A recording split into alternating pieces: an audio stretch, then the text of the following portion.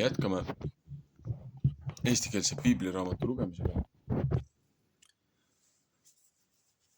Oleme jälle järjega õpetusnädalas 14.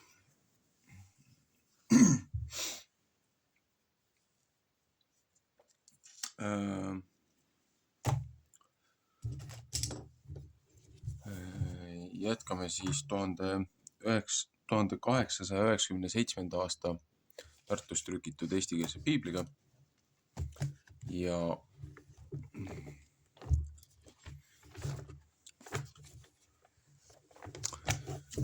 neljateistkümnenda õpetusnädala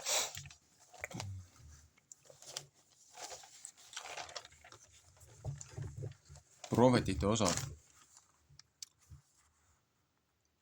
on siis Esiikel 28, 25 kuni 29, 21. Uut testamenti on siin päris palju. Eriti ilmutusraamatust. Ja see läheb kokku väga tihedalt Vana Testamendiga. Nii et ja kui vaatad aknast välja, siis paneb mõtlema. Ühesõnaga, õpetuse nädal 14, prohvetid, Esiikeli raamat, 28. peatükk, 25. siis 29. 21. Nõnda ütleb issand Jehova, kui ma kogun Iisraeli rahvaste seast, kelle sekka nemad on laiali pillatud, siis näitan ma ennast nende kallal püha olevat paganate silmes ja nemad peavad elama omal maal, mis ma oma sulasele Jaakobile olen andnud. Ja seal peavad nemad julgesti elama ja hooneid ehitama ja viinamägesid istutama ja julgesti elama, kui ma saan õiged nuhtlused pannud kõikide peale, kes neid halvaks pannud nende ümberkaudu ja nemad peavad tundma, et mina olen Jehova nende Jumal. Aga ettekuulutamine Egiptuse kuninga ja rahva vastu. 29. peatükk. 10. aasta 10. kuul, selle kuu 12. päeval sai Jehova sõna mu kätte sedaviisi. Inimese poeg, pööra oma silmad Egiptuse kuninga Faarao vastu ja räägi prohveti viisil tema vastu ja kõige Egiptuse vastu. Jesaja 19.1, Jeremaia 46.2. Räägi ja ütle, nõnda ütleb issand Jehova, vaata, ma tulen sinu peale, Faarao, Egiptuse kuningas, sa suur krokodil, kes oma jõgede keskel magab, kes ütleb, minu päralt on mu jõgi ja mina olen seda enesele teinud.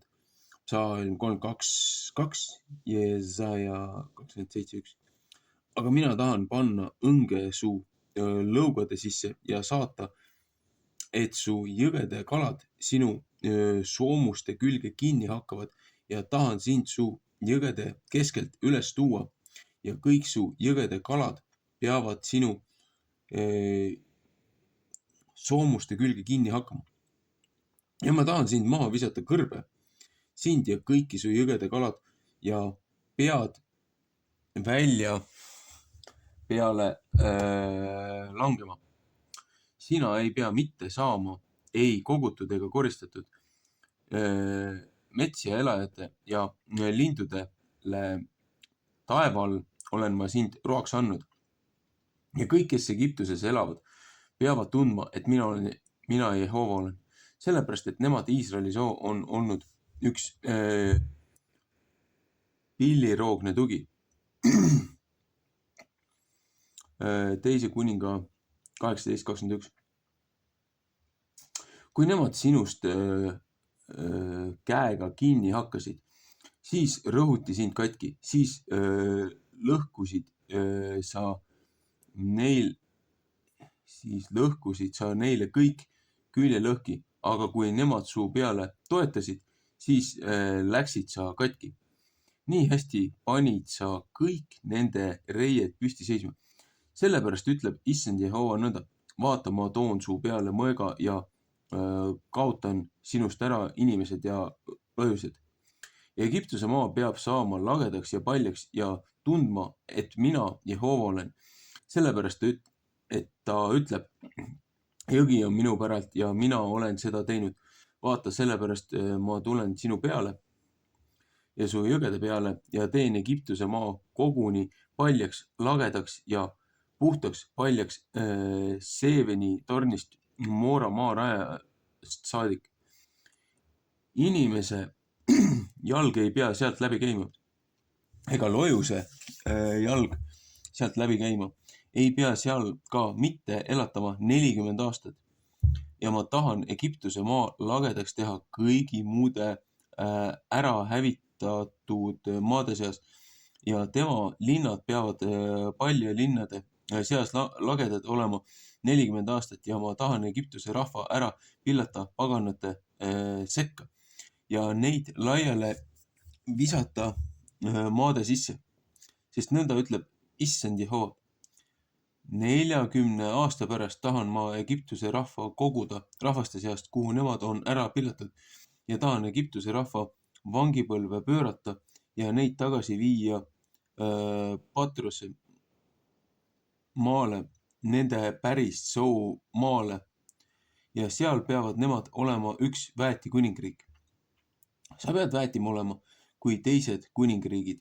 Sa ei pea ennast mitte enam suureks tõstma üle paganate ja ma tahan neid vähendada, et nemad ei pea paganate üle valitsema. Ja nemad ei pea enam Iisraeli soole olema lootuseks, mis ülekohut Jumala meele tuletab, kui nemad tagasi nende peale vaatavad.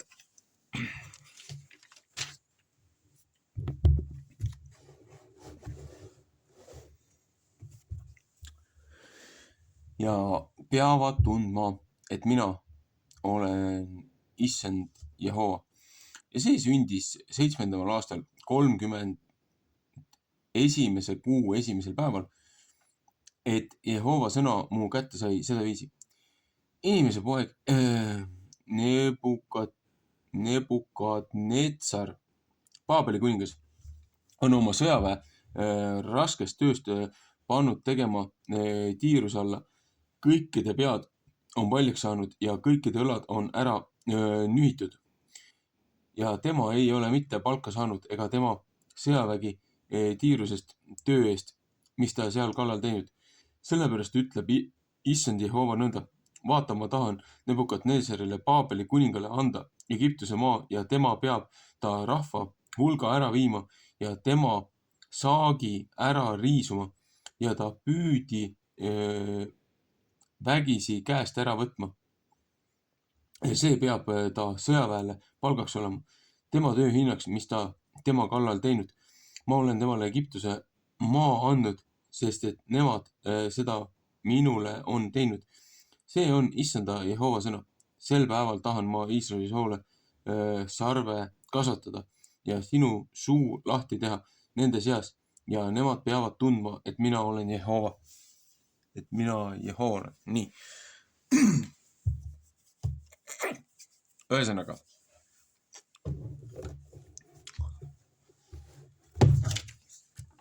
Siin räägib huvitavalt Egiptuse hävitamisest. Täpselt nagu Moosese ajal, kui need katkud Egiptuse kallal lasti. Seepärast algselt Egiptuse vaarao ise ei tahtnud Heebrea rahvast minna lasta. Ja siis, kui ta jonnis nende vastu, alles siis tegi looja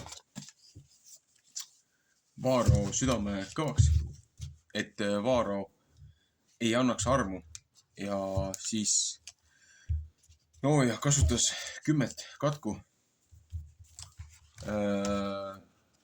Egiptuse vaarao ja nende ebaõiglase rahva kallal, nende kurjuste eest, mis nad olid korda saatnud, oma teemoneid, jutumärkides jumalaid,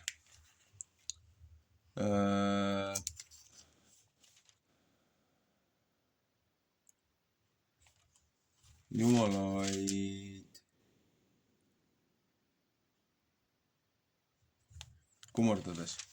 Ja iga katk oli põhimõtteliselt ühe spetsiifilise Egiptuse jumala vastu.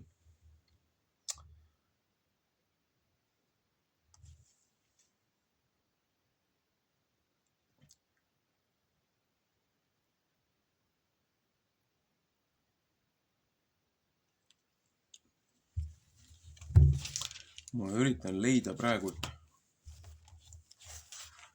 ingliskeelsest 1611. aasta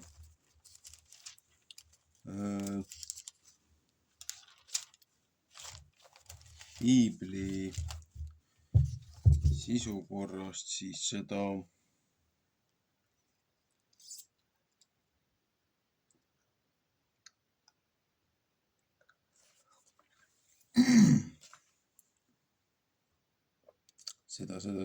samust.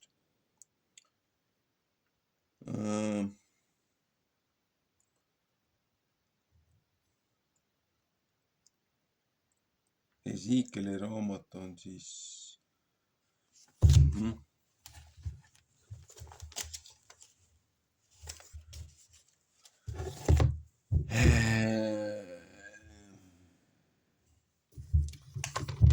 Rooma numbrid.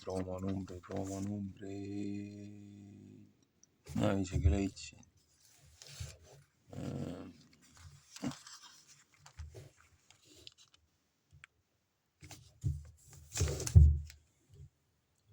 Then shall they know that I am the Lord thy God, which caused them to be led into captivity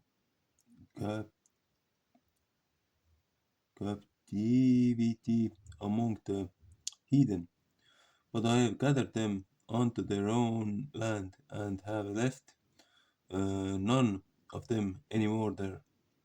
Neither will I hide my face any more from them, for I have poured out my spirit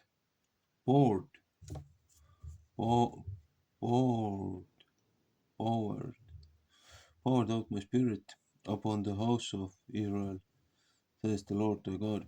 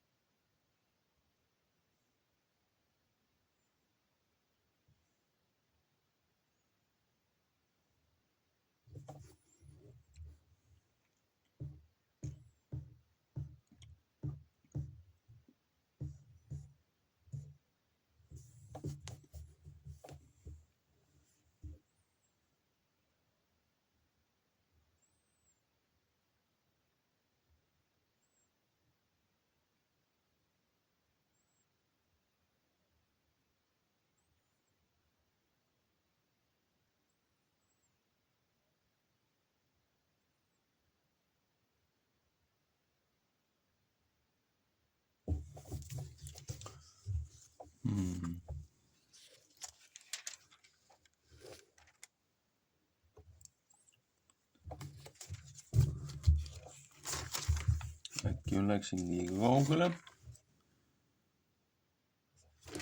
Ezekiel.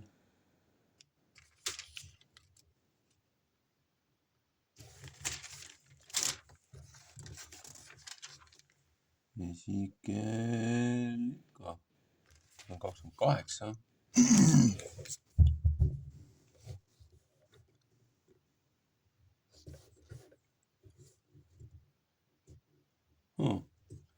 Vale kohta lugesin ennem. Thus saith the Lord, when I shall have gathered the house of Israel for the people among whom they are scattered, and shall be sanctified in them in the sight of them heathen. Then shall they dwell in their land that I have given my servant Jacob, and they shall dwell with safety therein, and shall build houses and plant vineyards. Vineyards, yea, they shall dwell with confidence when I have executed the judgment upon all those that despise them round about, and they shall know that I am the Lord their God. The 10th year, in the 10th month, in the 12th day.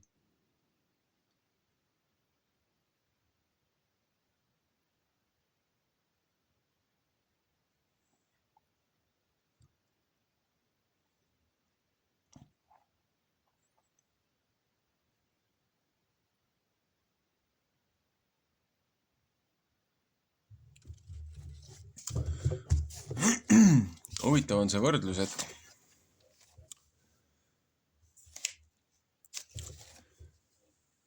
Egiptusega tehakse ju samamoodi nagu 40 aastat. Heebrealased pidid karistuseks rändama kõrbes, seepärast et nad ei kuulanud loojad ja nurisesid ja vingusid ja inisesid iga väiksema asja peale. Neil oli kõik kätte antud ja nad lihtsalt plõtkisid vastu. No,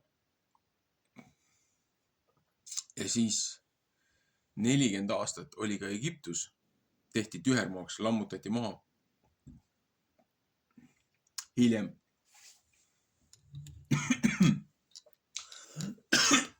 Babyloonia kuninga poolt.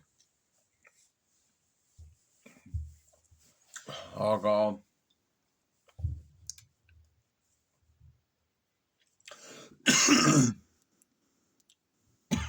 ma jäin mõtlema paralleeli ja võrdluse peale, mis meil siin oma kodumaal Eestimaal toimub. Et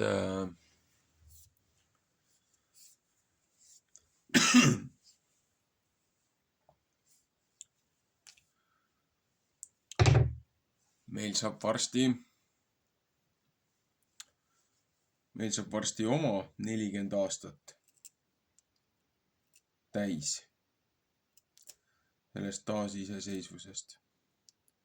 Et kui meie kaksikkuningriigist lahku tulime, välja tulime, vabaks saime, vabaks laulsime. Jah, kõigile meeldib, mitte kõigile, aga väga paljudele meeldib öelda, et oi näe, kuidas saadi lipud ja kuidas saadi rahvas kokku laulma ja see kõik oli orkestreeritud ja see oli näitemäng ja tegelikult Eesti pole kunagi vaba olnud ja see on umbes sama jutt nagu, et kristlus toodi siia ainult tapmiste, vägistamiste ja tule ja sõjaga. Teadmata konteksti, teadmata ajalugu, teadmata viikingite vallutustest, teadmata Taani kuningate padukahetsusest, kes saatsid rahumeelsed kirikupapid siia, õpetasid selle tubli toreda maarahva lugema ja kirjutama ja rääkima.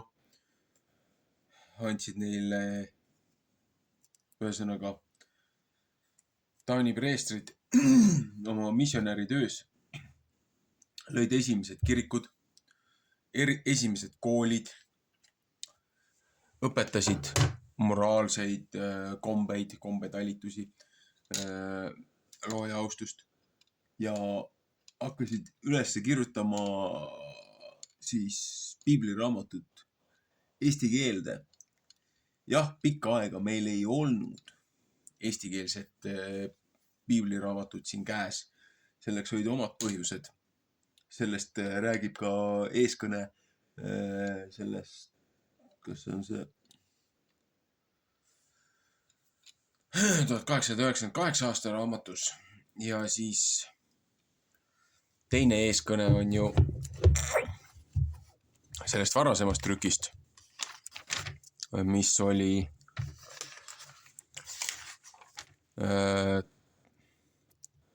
1739 ja 1777. Siin räägib väga palju ajalugu ja siis 1847 eeskõne. Et siin räägib nendest sõdadest, nendest rahva siis kangekaelsusest, kuidas hakati uuesti kummardama oma puid ja kive ja hiiekohtasi ja loobuti loojaõpetusest. Ja maale tulid uuesti tagasi katkud ja sõjad isekeskis, kuigi neil oli vahepeal võrdlemisi rahu, kui hakati kirikuid ehitama ja esimest algset eesti keelt siis üles kirjutama, olgugi, et see oli laensõnad ümberkaudsetest maadest, seepärast, et teatud asjadele see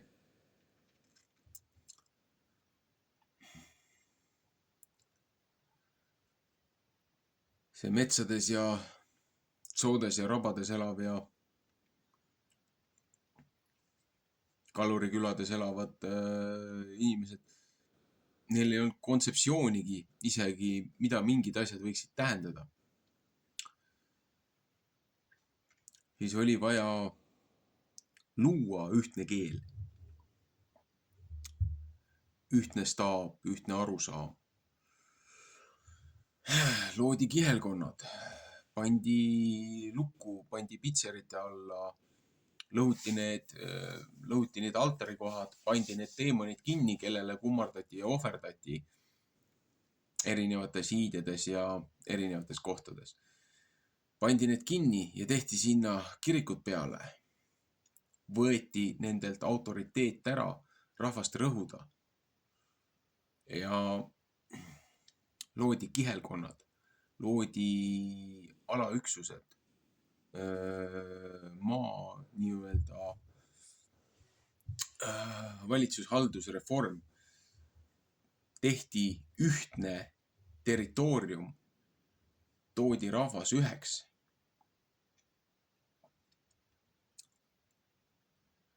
Mida ennem siin ei olnud, olid ainult nii-öelda sõdivad hõimud ja muu tsirkus.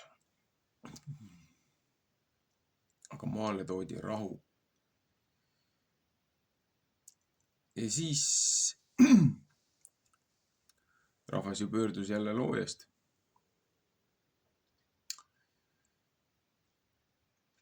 Tulid need idapoolsed vallutusretked, tulid need lõunapoolsed vallutusretked, tegeleti muude asjadega.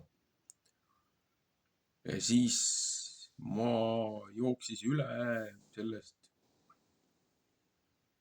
šamanismist, okultismist, nõiakunstist. Ja see läks nagu vähk üle Euroopa.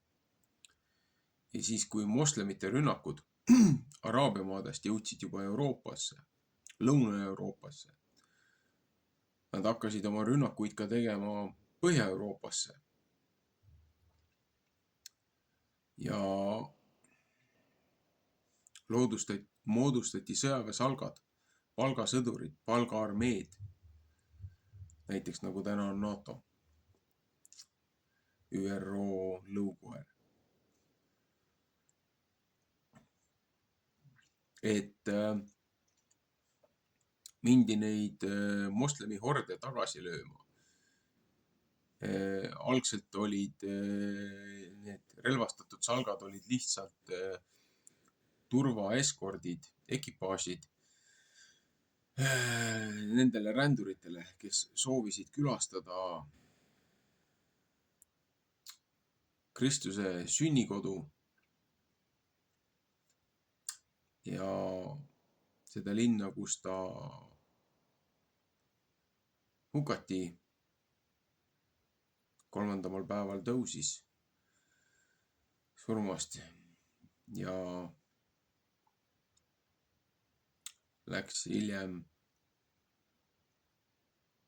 looja juurde tagasi.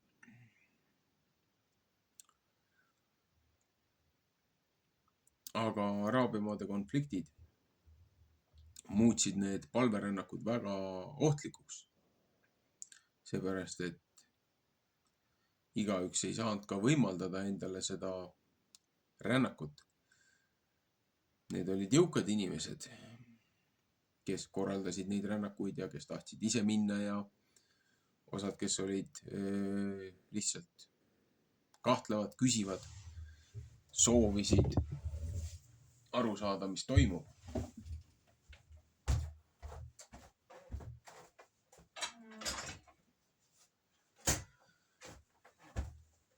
Aga tänu sellele jõukusele see ju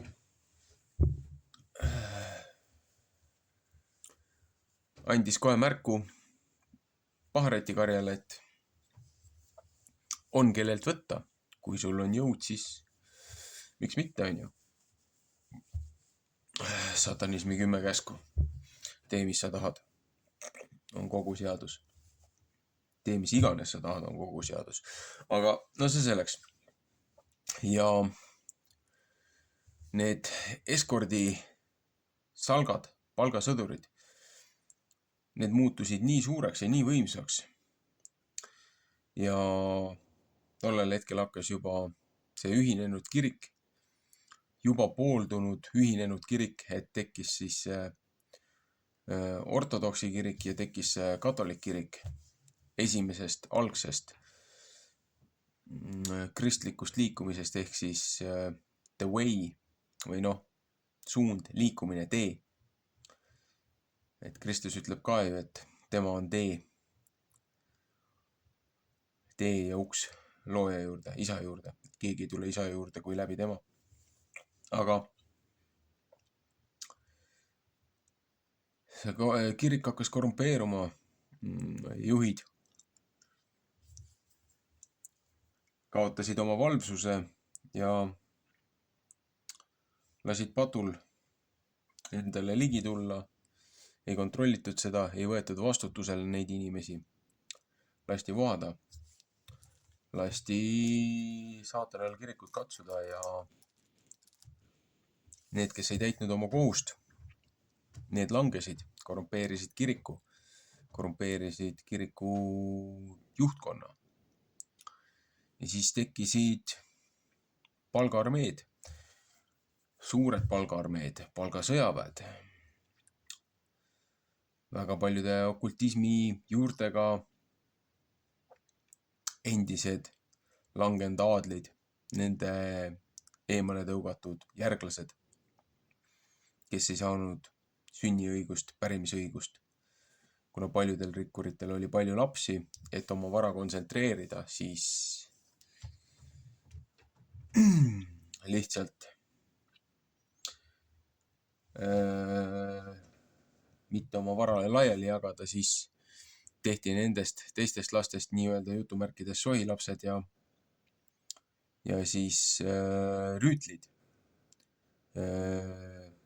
röövsalkade pealikud, kellel oli siis jõuga võimalus teistelt vara konfiskeerida, kes nende nõuetele ei allunud. Ja need infiltreerisid ka kiriku. Ja nendest said väga võimsad militaarkampaaniad, mis jooksutasid juba kuningriike.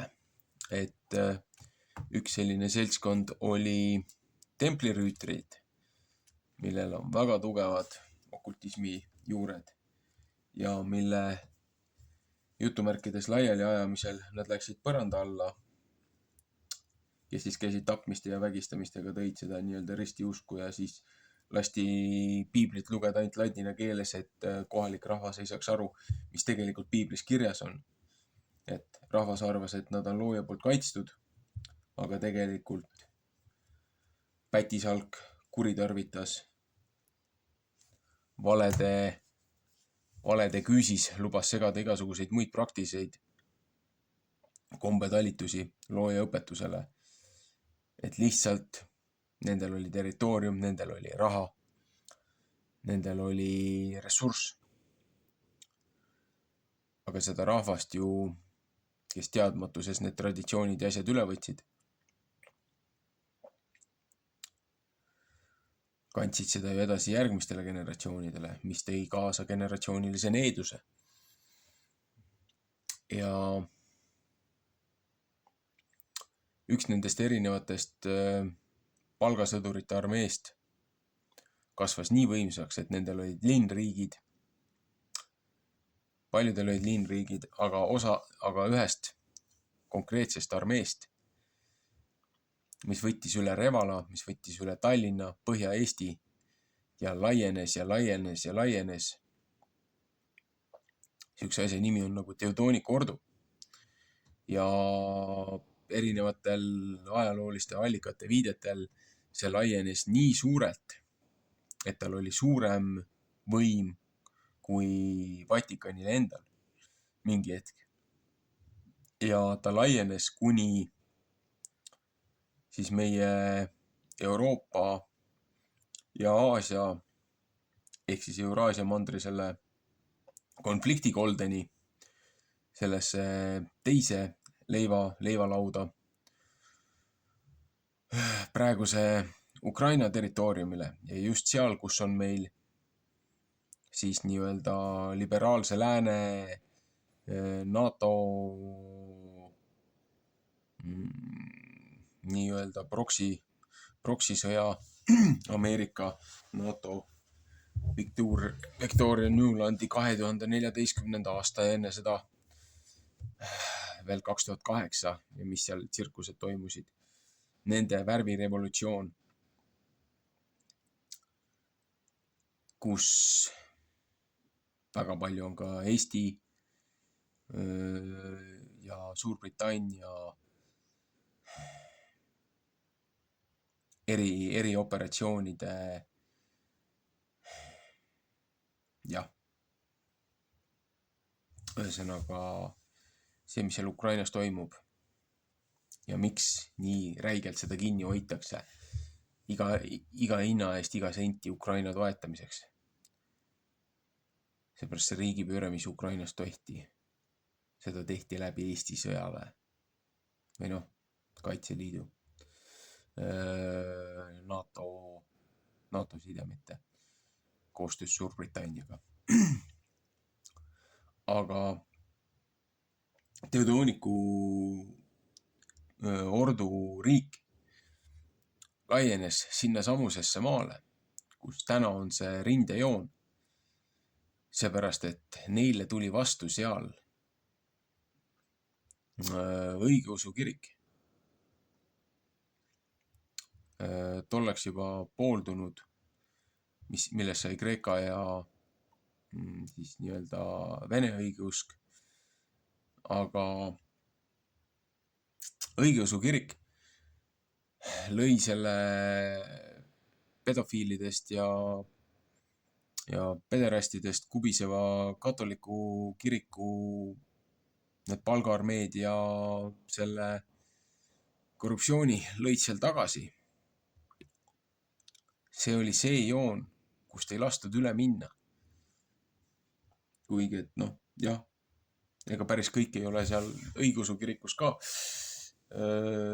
kõige paremas korras, aga see on igal pool, et kus kontrollimatult mingi seltskond haarab võimu, siis tahes-tahtmata järgnevate generatsioonidega see aade ja püha au hakkab vajuma ja hääbuma ja tekivad pahed ja siis oma head elujärge hoida hakatakse skeemitsema ja rahast rõhuma. Lihtsalt see on see on vaenlase üks taktikatest. Miks ma sellest üldse räägin? Seepärast, et mis on sellel pistmist selle nädala õpetustsükliga? Egiptus tehti mõneks ajaks maatasa, Egiptus tehti hästi väikseks nende kurjuste asjadest, mis seal tehti. Egiptus pöördus tagasi vanade kommete juurde. Sai karistada läbi teise vägeva väe, Nebukadnezari. Aga meil siin Eestis on ju samamoodi see 40 aasta tsükkel. 24 käivitus 40 aasta või mis 40 aasta, jah. 24 käivitus 20 aasta nii-öelda selles tribulatsiooni tsüklis järgmise etapi.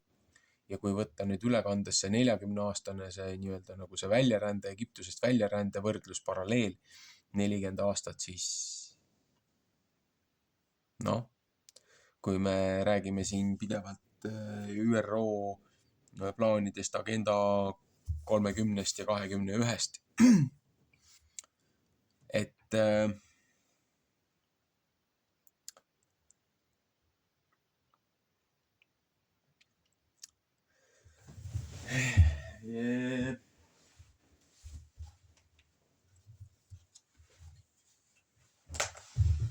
aasta 2024 on ju täpselt see 6 aastat enne siis selle perimeetri lõppu, enne seda 31. aastat. Enne seda nii-öelda restarti lihtsalt, kes selle restardi tollel hetkel kontrollija on.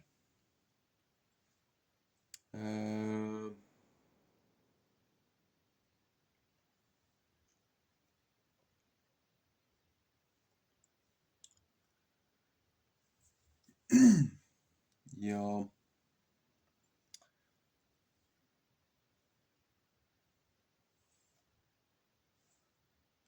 jõuame sellise huvitava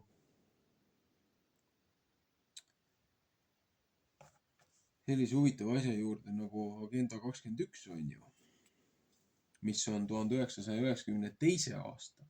Huvitav, et just see hakkas jooksma praktiliselt vaata aasta peale seda, kui meie see vabaduse see väljarände see 40 aasta tsükkel algas. Seal alguses 92. aasta Rio de Janeiro maailmakonverents. Ja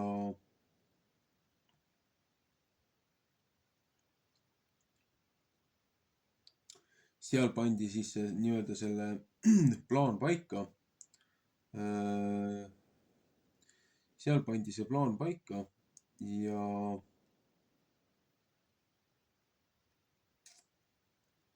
üks selle plaani osa, mida meie heausklikud ja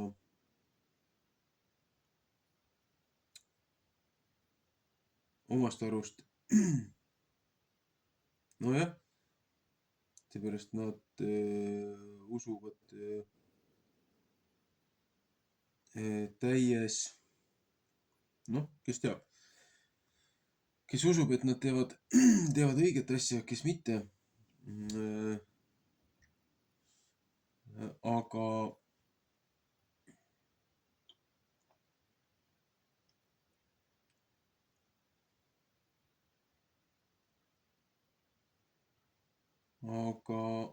omast arust nad üritavad meie rahvast päästa.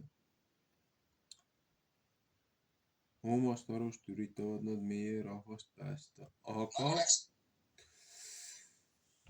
siin on üks väga suur aga. Ma üritan praegult leida, et ma ei eksiks peas selle viitega.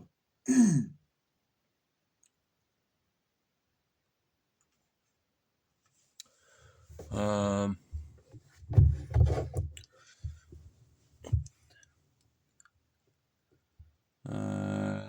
1992. aasta Rio de Janeiro maailma kokkutulek, Earth Summit.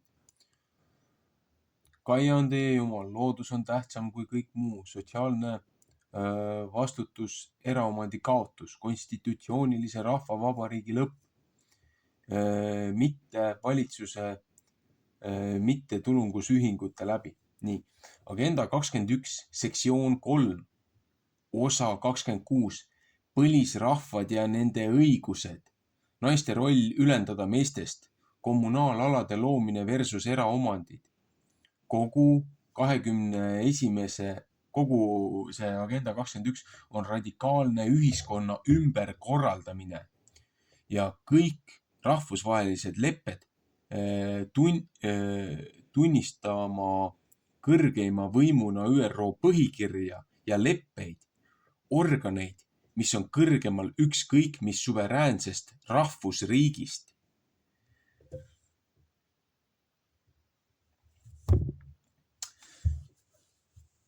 See põlisrahvaste deklaratsioon, millele meie tulihingelised maapäästjad ja kaitsjad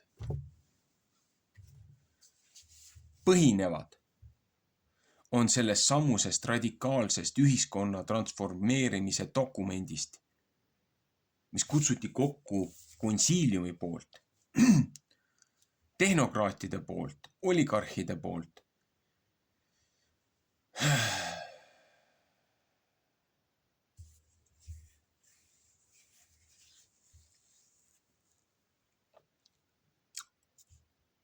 Ja ÜRO enda asutajad olid seotud ja olid ametlikult, see on nende oma biograafias on täiesti üleval, olid erinevate okultismi praksiste organisatsioonide liikmed ja juhid, kes lõid ÜRO. Ja siis, kui tulla väitma, et nüüd absoluutselt ei huvita, kes selle maja on ehitanud, maja on ju hea. Sa ei saa tuua võrdlust mingisuguse hoone ehituse ja ideoloogia vahel.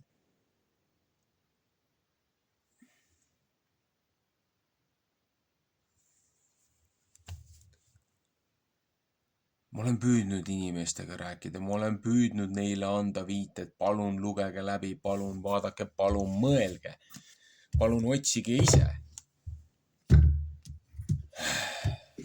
Korduvalt olen viidanud raamatule tänu piibli lugemistele ja oma isiklikele toimetele ja tegemistele. Mul ei ole füüsiliselt aega, et ära tõlkida seda raamatut. Raudmäe raport.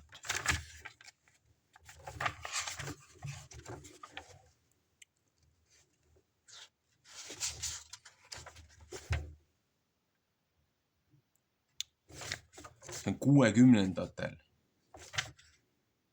avaldatud militaardoktreen, plaan, kuidas käituda maailmas, kus väidetavalt ei ole enam sõda, kus ei ole enam konflikte, kus ei ole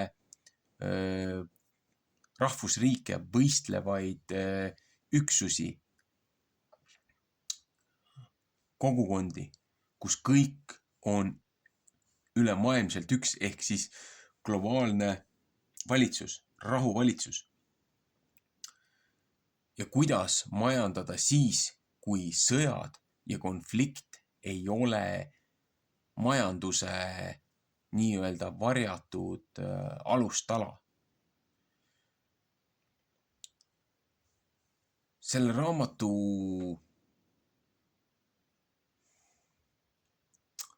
allikad, need viited, see seltskond, kes kutsuti kokku erinevatest eluteedest väga haritud inimesed, kes arutasid ja tegid nii-öelda seda sõjaplaani, käisid läbi erinevad süsteemid.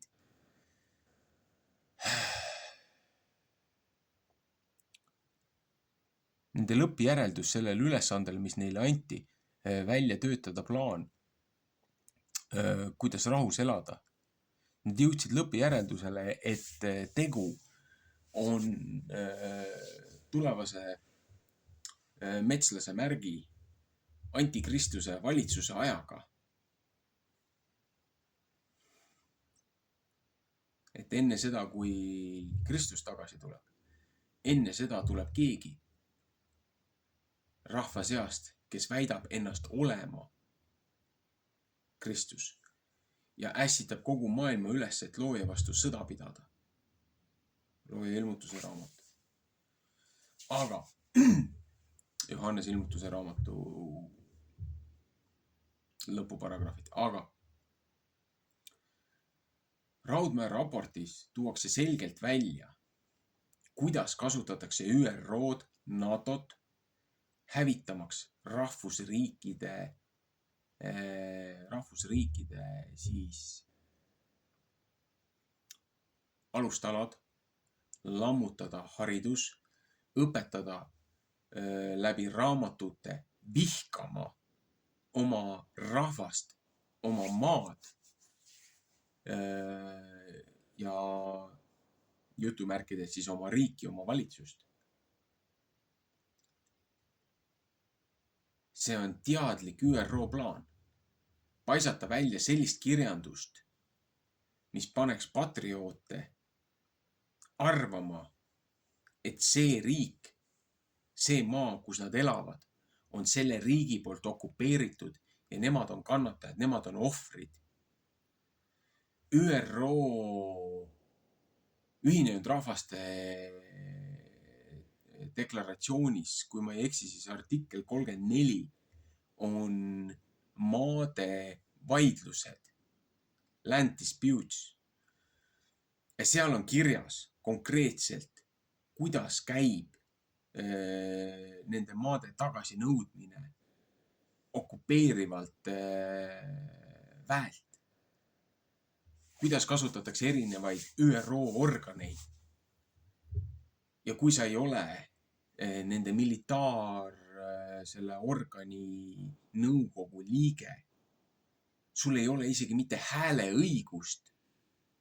Et kui sa oled ennast põlisrahvaks tunnistanud ja selle staatuse saanud, kogu sinu vara, kogu sinu maavarad, territoorium on tagatiseks ÜRO-le katusemaksuks, aastamaksuks, osamaksuks selle eest, et sa kuuluksid ÜRO koosseisu ja kui on mingid tülid ja mingid probleemid, siis kui sa ei ole sõjaväenõukogu liige, siis sul ei ole isegi hääletusõigust, mis sinu territooriumil saab. Ja 12-13 punktid sealt vaadata kindlasti, kuidas veeretatakse ühest organist teise vastutust ja seda nii-öelda ring arusaamist, et circular reasoning, ma ei oska seda kuidagi eesti keelde tõlgendada, et see on umbes nagu evolutsiooniteooria ja need asjad, mis meile on see, et fossiilne siis salvestus on ju fossilrekord, et me teame, et maa on nii vana, seepärast, et me leidsime need ja need asjad sellest maakoore kihist. Aga kuidas me teadsime, et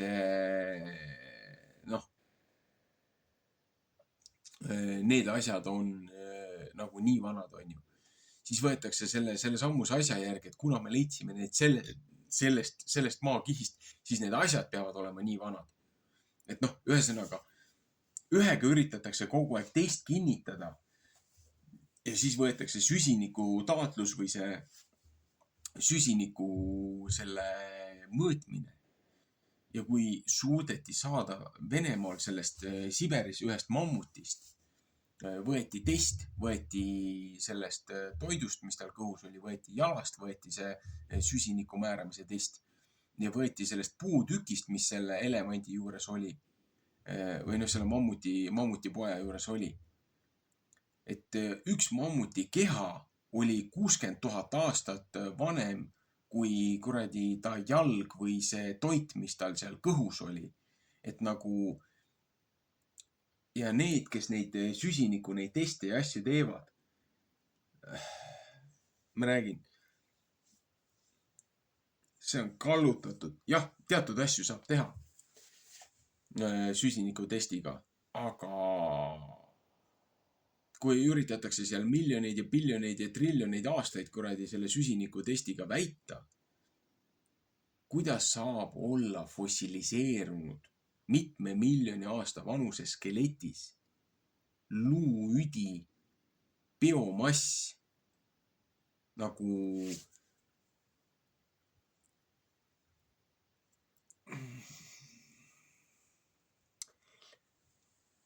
need ei ole bakterid ja need ei ole mingid võõrkehad.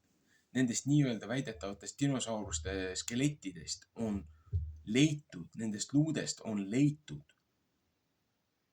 orgaanilist ainet, biomassi, luuüdi, DNA-d ja ülikoolid keelduvad neid leide enam vastu võtmast ja uurimast. Seepärast see lükkab kõik ümber meile teada oleva arheoloogia, peavoolumeedia arheoloogia siis ettekirjutused. Noh, see on nii süstemaatiline, kuidas hävitatakse meie ühiskonda, kuidas lõhestatakse seda ja kuidas heausklikud, võib-olla tõesti, ütleme niimoodi, et suuremaid patrioote ei ole olemas kui need inimesed, kes tegelevad nende probleemidega. Aga neile on antud sihilikult valeinformatsioon, millest nad on nii tulihingelt kinni haaranud. Seepärast, et neile tundub see hea ja õilis ja õige, see üks väike killukene, see üks väike dokument. Aga mis on kooskülas, mis nõuab tunnistamast endast suuremat kooslust, endast suuremat organisatsiooni ja kui selle suurema organisatsiooni juured lähevad tagasi väga tumedate jõudude praktiseerijate, okultistide, satanistliku kiriku liikmete ja juhtide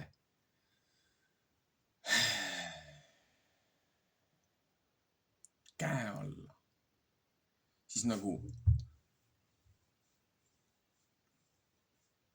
tõsiselt või ja siis räägitakse, kapitalism on paha ja röövkapitalism. Sihukest asja ei ole olemas nagu röövkapitalism. Ja et oi, näe, Venemaal või Hiinas on kommunism. Mis kuradi kommunism?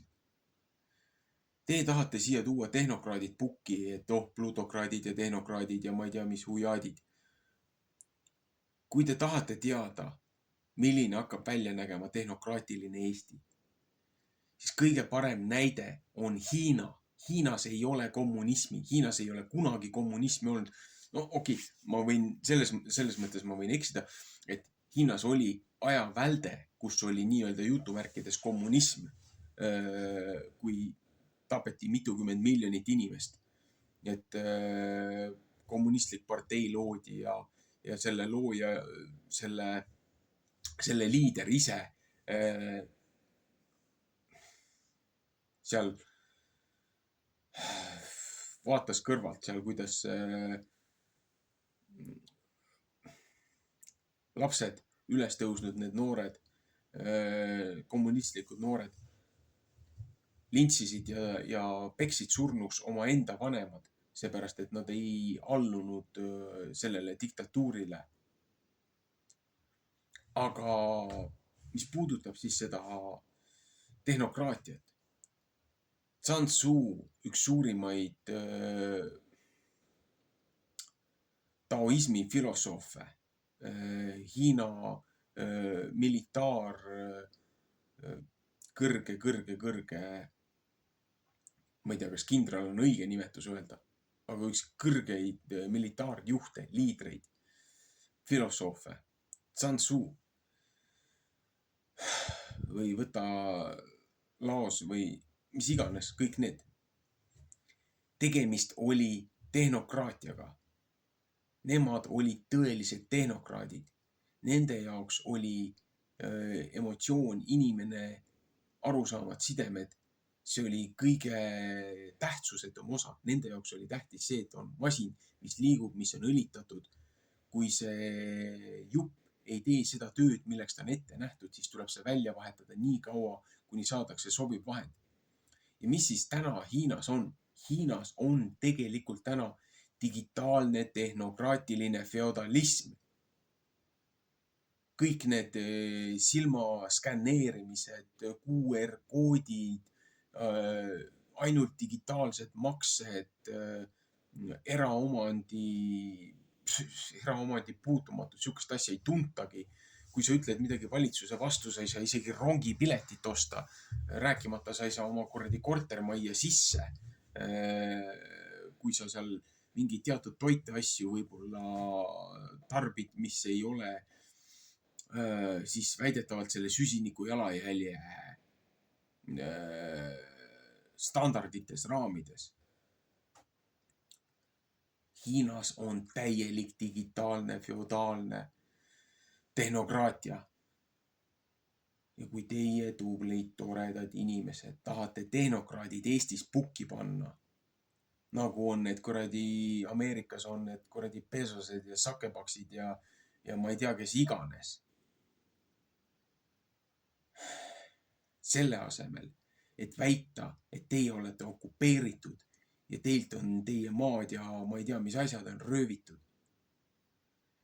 Selle asemel, et siin kiruda seda sotsiaalset rahva kokkulepet, mis loodi Eesti taasiseseisvusega, mida okultistid üritasid ja väga edukalt on ka kaaperdanud meie rahva liikumise, meie rahva taasärkamise, meie rahva taasiseseisvumise. Seepärast, et kes on eestlased? Siin territooriumil elavad seda keelt rääkivad inimesed, kes on olnud siin mitu generatsiooni. Ukrainlased ei ole eestlased ja soomlased ei ole eestlased ja need eestlased, kes põhimõtteliselt siin Soomes juba elavad teist-kolmandat generatsiooni, need ei ole ka enam eestlased, need on juba soomlased. Seepärast, et nemad on enda pannud sinna ühiskonda, sinna keskkonda, nemad on võtnud selle omaks, nad on õppinud selle keele seal ära. Nemad on oma elu loonud seal või need, kes on Ameerikas.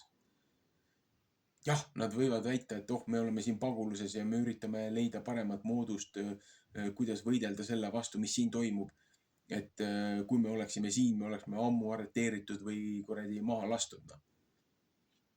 Saate aru? Tegemist on korrumpeerunud juhtidega, korrumpeerunud eliidiga, korrumpeerunud paabliga.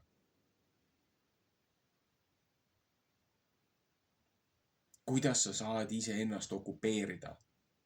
Võib-olla mõni suudab seda teha, no edu talle. Selle asemel, et teha maha seda, mis on meile looja poolt kätte antud, nende rahvaliikumistega, tuleks võtta vastutusele need inimesed, kes on oma volitustest üle läinud.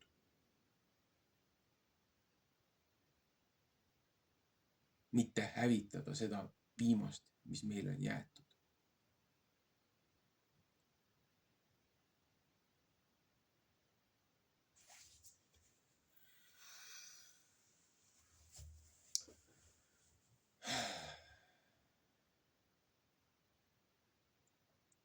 Seepärast siin ju ütleb Egiptuse kohta samamoodi. Suurest vägevast kuningriigist, suurest krokodillist, kes on keset jõge. Me teeme selle jõe kuivaks, me teeme sellest riigist kõrbe, me matame need linnad maa alla niimoodi, et 40 aastat ei käi sealt mitte keegi. Egiptus ei saanud ühel korral aru, nad ei saanud teisel korral aru, nad ei saanud kolmandal korral aru. kust tulid üldse sellised ideed, meile räägitakse siin erinevaid versioone ajaloost, et oi, näe, meil oli vaja tõestada, et maakera on ümmargune. Kust tulid üldse sellised ideed, et seilata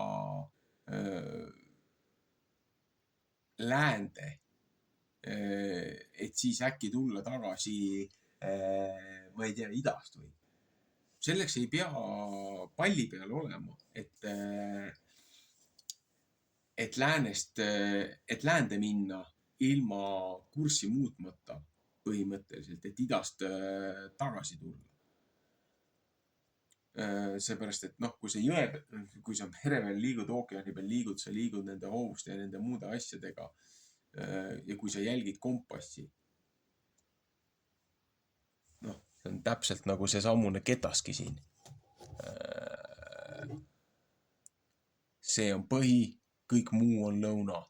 Kõik see väline on lõuna. Ja kui sa siit hakkad nii-öelda läände liikuma, kogu aeg sul kompass näitab põhja, seepärast, et ükskõik kus sa oled, kompass näitab põhja. Sa kogu aeg liigud ja liigud ja liigud ja liigud, kuna see maa on nii pikk, mida sa liigud. Sa ei tunnetagi seda, et sa sujuvalt pöörad. Lähedki läände, tuled tagasi idasse. Sama on palli peal. Sama on palli peal. Et oletame, et see on see, et sa lähed ja lähed ja lähed ja lähed ja lähed. Sa tuled tagasi. Vahet ei ole, kuidas sa seda teed. Aga miks üldse mindi läände? Sellepärast, et tollel hetkel ei teatud üldse, et seal Aafrikas midagi oleks olnud. Olid India ja Hiinaga olid kaubaliinid ja asjad, aga seal olid need sõjaväed, moslemi armeed, asjad olid ees ja sealt oli võimatu läbi liikuda. Neil oli võimatu läbi liikuda sealt, kuhu loodi hiljem see väin,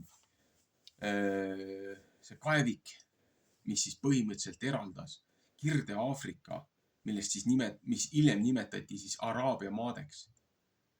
Seepärast, et kui sa vaatad vanu kaarte, siis see jutumärkides Lähis-Ida on Kirde-Aafrika, täpselt nagu meil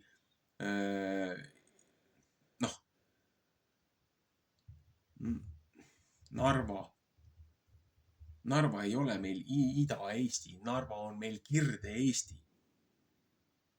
Tartu ei ole meil Lõuna-Eesti, Tartu on meil Ida-Eesti. Valgad ja sellised asjad on meil Kagu-Eesti või. Ühesõnaga.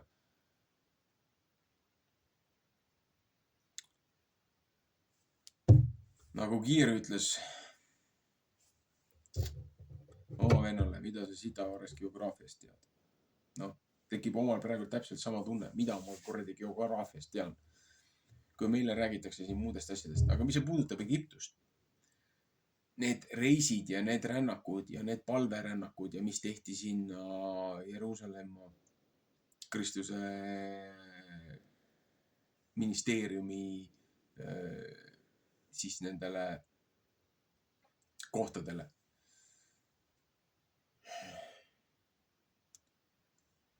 Mingi tohutu kataklismus käis mingi hetkes üle maailma ja ei teatud üldse, et seal linnasi või asju oleks.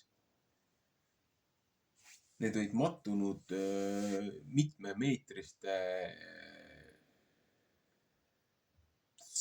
sedemete alla. Siin räägitakse erinevatest mudalaviinidest ja muudest sihukestest asjadest.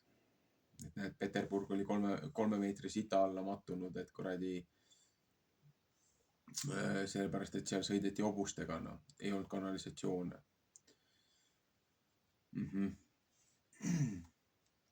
Aga piiblis olid kirjas erinevad linnad, erinevad viited. Ninevast räägiti, Troojast räägiti, mõningatest muudest kohtadest räägiti. Ja seda peeti muinasjutuks, seepärast need linnad olid maha jäetud. Need olid maa sisse nendesse liivatormide ja luidete alla ja mudalaviinide alla maetud. Ja ühelt maalt inimesed avastasid midagi seal ja hakkasid kaevama ja kaevama ja kaevama, rahastasid oma neid ekspeditsioone ja kaevasid terved linnad välja seal siis Kirde-Aafrikas ehk siis Araabia maades ja siis ka ühelt maalt leiti Egiptus ja siis oi, kuidas saab olla üks tsivilisatsioon niimoodi ära kadunud, ära hävitatud. Et ja siis tulevad igasugused need teadlased, kes hakkavad rääkima, oi, meie arvame, et arvestades neid hieroglüüfe, mis me oleme üritanud nagu mõista, et näed, siin elati umbes sihukest elu, terved mütoloogiad mõeldi välja Egiptuse kohta. Ja kui sa võtad ümberringsed need vanad ürikud lahti, need vanad keeled ja need asjad, need räägivad hoopis teist juttu Egiptusest kui see, mida meile peavoolumeedia räägib. Seepärast need inimesed elasid seal, nendel oli dokumentatsioon sellest. Ja Flavius Josephus, ajaloolane, kirjeldab Egiptuse ja Rooma ja Kreeka konflikte, kirjeldab Kleopatra ja Rooma imperaatorite abielusi ja liitusi, kirjeldab, kuidas Aleksandria raamatukogud maha põletati.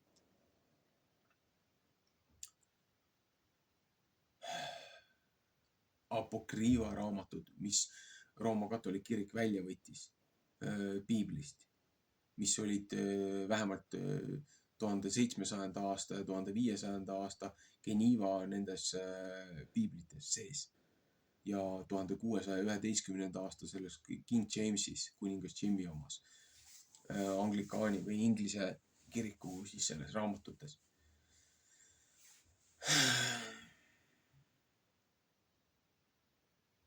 Minu arusaamade järgi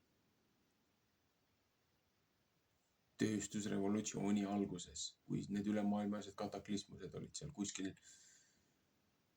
1812 pluss miinus. Langenud inglite karistus sai läbi. Jõed kuivasid ära. Nad lasti lahti siia maa peale. Need, kes inimesi eksiteele viisid, hukuteele viisid. Ja jube plahvatuslik nii-öelda New Age'i ja maausu liikumine hakkas peale seda pihta, kui see ajajärk, mida piibel kirjutab 70 generatsiooniks, siis noauputusest, et kui langenud inglitele määrati karistus selle eest, et nad segasid ennast inimrassiga, lõid hübriide, igasuguseid neid koletisi, neid nii-öelda tyrannosauruseid ja mida iganes. Keskajal kutsuti neid draakoniteks, meie kutsume neid saurusteks.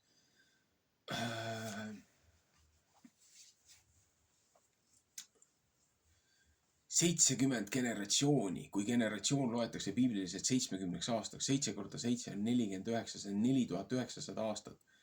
Kui kuskil 1600 millegiga oli see ülemaailmne uputus, et 700 aastat kuni selle ülemaailmse uputuseni oli siis, mida kreeklased nimetavad nagu titaanide sõjaks.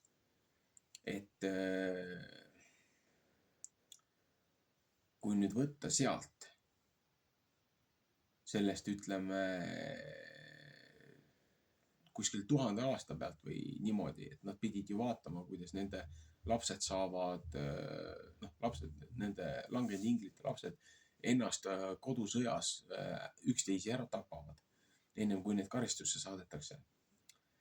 Et kui sa võtad sealt kuskilt 1400 ja 1600 vahelt, kui sa võtad kuskilt sealt, võtad nüüd see 4900 aastat, et kui meil praeguse nii-öelda aja arvamise järgi kuskil 3500 aastat enne Kristust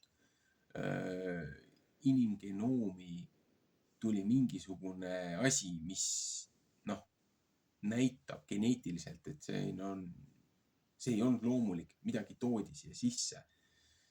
3400 ja nüüd pane sinna 1800 juurde.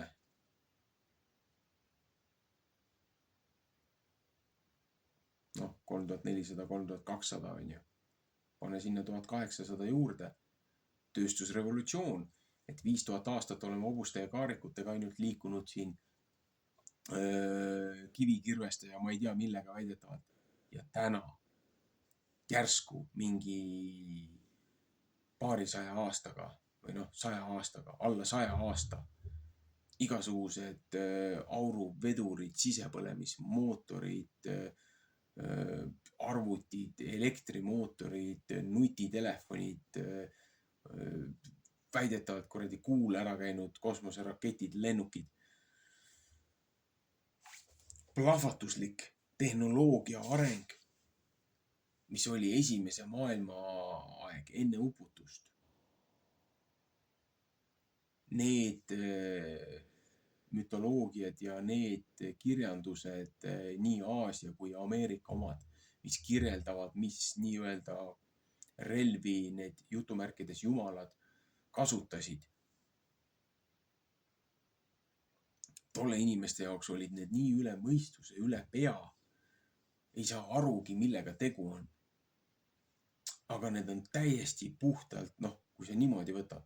Jah, mingid asjad on meie jaoks, ütleme niimoodi, et meie jaoks maagia on tehnoloogia, mida me ei mõista veel. On kõige lihtsam, kõige lapsikum sõnastus sellele. Et tehnoloogia, mida meie ei mõista, on meie jaoks täna maagia. Meie arusaam on nii limiteeritud sellest keskkonnast.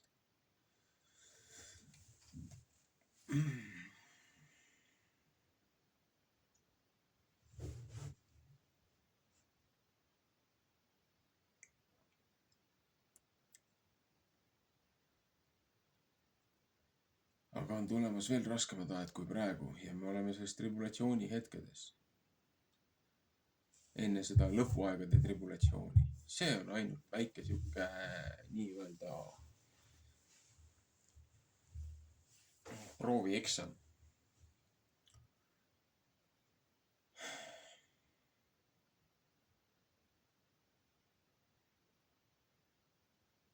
Peab olema valvsam.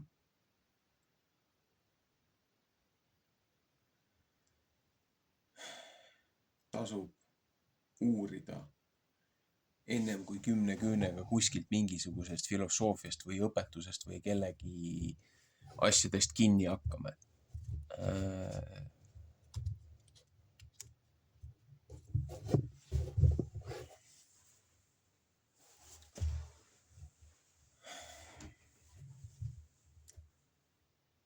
Minul endal oli väga pikk tõrges, oli üldse piibli lugemisega, piibli vaatamisega, üldse suhtumine loo ees oli väga pikalt, oli mulle vastumeelne. Arvestades selle kõigega, mis toimus minu nooruspolles. Ja mis valesi asju meile on maast madalast õpetatud. Et kui ma hakkasin ise neid asju enda jaoks lõpuks läbi töötama,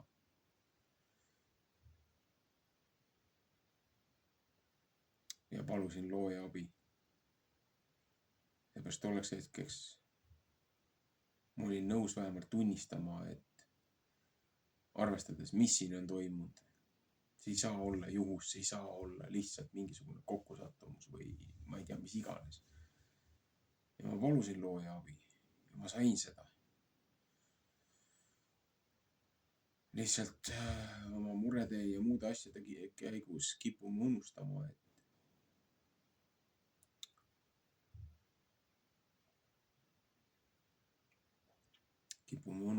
et looja on meid siiamaani hoidnud ja aidanud, et ei ole mõtet teda hüljata ja minna abi otsima kuskilt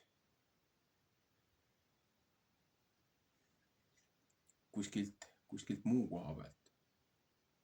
Aga kuhu meid see New Age'i seltskond ikka veab rahvast, et räägitakse siin patukahetsusest ja pöördumisest ja no sorry, see ei ole patukahetsus, kui te tegutsete nende samuste debiilsuste ja lollustega, millega tegelesid meie esiisad.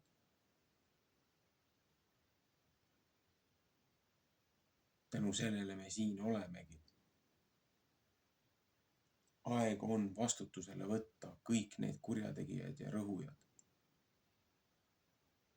Mitte ülekohtuga, vaid nende omi seadusi ja nende omi lõkse kasutades, mis nad on rahvale üles seadnud. Selle asemel, et tegeleda mingisuguste debiilsustega, oleks vaja tugevaid juriste, kes võtaksid punkthaaval, lihtsalt läheksid ja teeksid selle pätikarja maatasa, võtaksid nad vastutusele. Aga ei.